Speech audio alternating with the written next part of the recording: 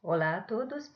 Com essa aula, vamos procurar dar um quadro o mais completo possível daqueles erros mais comuns que podem ocorrer durante a fase de criação. E para fazer isso, utilizaremos as diversas indicações que nos dá a ferramenta Source. Aliás, vocês vão entender agora a importância de já ter ativado essa ferramenta. É muito simples usá-la. Vocês inserem o URL da página a ser verificada e a máquina dá uma resposta que vai nos ajudar a avaliar o estado da página. Se houver erros, a ferramenta nos dará também as indicações de como arrumar o nosso template para que se possa corrigir e depois tentar uma nova análise até chegar a uma resposta praticamente perfeita, que é esta aqui.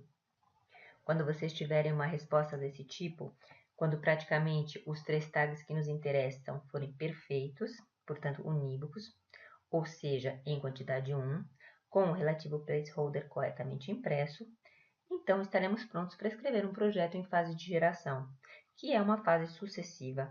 Agora vamos simplesmente setar. Na fase de escolha de setagem da geração, lembrem-se somente que quando vocês tiverem de indicar onde está presente o nome da página, Template Sale, cliquem nesta opção. Ou seja, não está presente nenhum tag relevante.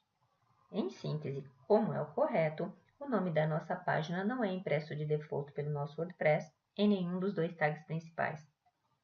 Nesse ponto, vocês só têm de colar aqui dentro o código HTML que prepararam na página template, copiando-o de text, para proceder com o projeto. Agora vamos ver as respostas com erros mais comuns, começando justamente desta. Aparentemente, a resposta é perfeita. Mas se prestarmos atenção, vamos notar o seguinte. Ainda que os tags H1 e H2 sejam unívocos e corretos, porque em quantidade 1, os placeholders não foram encontrados, mesmo que os estejamos visualizando. Qual é o erro aqui? Simplesmente, erroneamente, nós escrevemos os placeholders em minúsculo e, portanto, em nível de programação, não são tais. Precisamos voltar no nosso template e reescrevê-lo em maiúsculo. Depois refazemos a análise com a Source e tudo será perfeito. Uma outra anomalia, porque na verdade se trata de uma anomalia e não de um erro, é esse caso aqui. São muitos os templates de WordPress que gerenciam de default o campo H1 associando-o ao nome da página. E o que significa isso em termos práticos? Que cada vez que criamos uma página em WordPress, aquela mesma página será já dotada de um H1, cujo nome será o nome da página. A resposta será, então, aquela que vocês veem aqui. Atenção! Encontrei 2 H1 e um deles tem o nome da página, isto é, Template Sale. Portanto, não é um erro, aliás, é um caso muito comum. Quando isso acontecer, vocês só têm de lembrar de fazer 2 coisas. Quando forem compilar a janela de identificação da geração, é preciso indicar que o nome da nossa página está presente dentro do campo H1, como justamente estamos visualizando agora. E temos de lembrar também de cancelar a sequência de caracteres de texto que contém o placeholder H1, porque não vai servir para nós, uma vez que já é gerenciado pelo nosso WordPress. Em síntese, deveremos imprimir somente o placeholder do tag H2 e do tag parágrafo. Menos frequente e muito parecido com esse caso é o seguinte. O mesmo comportamento, não para o campo H1, mas para o campo H2. E a resposta que obtemos será então a seguinte. Um alert no campo H2 nos avisa que o tag em questão são 2, e um deles tem o mesmo nome da página, ou seja, Template Sale. O processo de gestão é o mesmo do caso anterior. Quando vamos em direção à geração do projeto, temos de lembrar de indicar que o campo H2 contém o nosso nome de página e, portanto, vamos ter de lembrar também de cancelar a sequência de caracteres que contém o relativo placeholder H2, porque ele já é gerenciado originalmente pelo template. Com esses 2 últimos casos aqui, vimos como nos comportar com os diferentes templates existentes. Agora vamos ver os últimos erros que podem ser cometidos nesses 3 tags. Os erros nos tags H1 e H2 têm uma relevância maior do que aqueles no parágrafo. Por esse motivo, vamos analisá-los separadamente. Esse aqui, por exemplo, é um erro sério, tanto se acontecer só em H1 quanto se acontecer só em H2 ou em ambos. O que a função source está nos dizendo? Que temos mais de um tag presente e, portanto, perdemos aquela famosa univocidade de página que torna importante a própria comunicação semântica.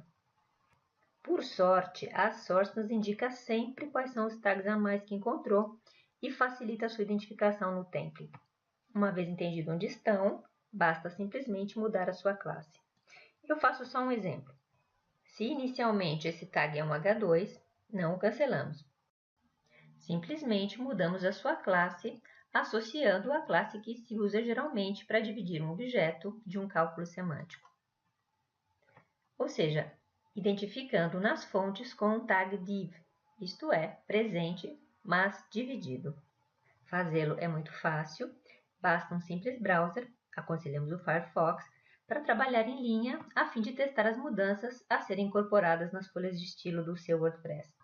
Além disso, existem também muitos cursos que ensinam como gerir o código CSS nos estilos de WordPress. No nosso curso avançado, temos também uma seção detalhada que ajuda a entender como gerenciar da melhor forma as folhas de estilo para conseguir criar templates de página perfeitos. Nós não vamos tratar disso agora porque é um assunto que vai além da SEO, principalmente nessa fase inicial. O último erro muito semelhante a esse é a presença de muitos parágrafos em uma página. É um caso muito comum porque, frequentemente, os footers dos sites não são gerenciados em ótica SEO e, portanto, pode acontecer de encontrar, como nesse caso, mais de um parágrafo. Então, vocês podem fazer exatamente como foi feito antes. Identificar quais são os parágrafos, já que os vêm identificados pela source, e mudá-los de classe, inserindo-os em tags div. O nosso conselho: se o parágrafo que contém o placeholder text resulta, como nesse caso, ser o primeiro entre todos os presentes, não se preocupem. Podem deixar tudo invariado e prosseguir com a geração do projeto. Se o placeholder do texto é o primeiro, será também o primeiro a ser lido pelo Spyder em relação aos outros, que se tornarão menos relevantes. Agora que vocês viram quais são os erros mais comuns a serem evitados, eu tenho certeza que entenderam também a importância de ter com vocês a função source desde o início, porque ela é muito precisa e muito rápida, e com isso facilita demais o trabalho nessa primeira fase. Então, aproveitem para fazer todas as análises que quiserem sobre todas as páginas que desejarem. Quanto mais análises vocês fizerem, mais aumenta o conhecimento. Espero por vocês na próxima aula para explicar como começar a setagem não mais da sua página template, mas diretamente do seu WordPress. Obrigada pela atenção e até lá!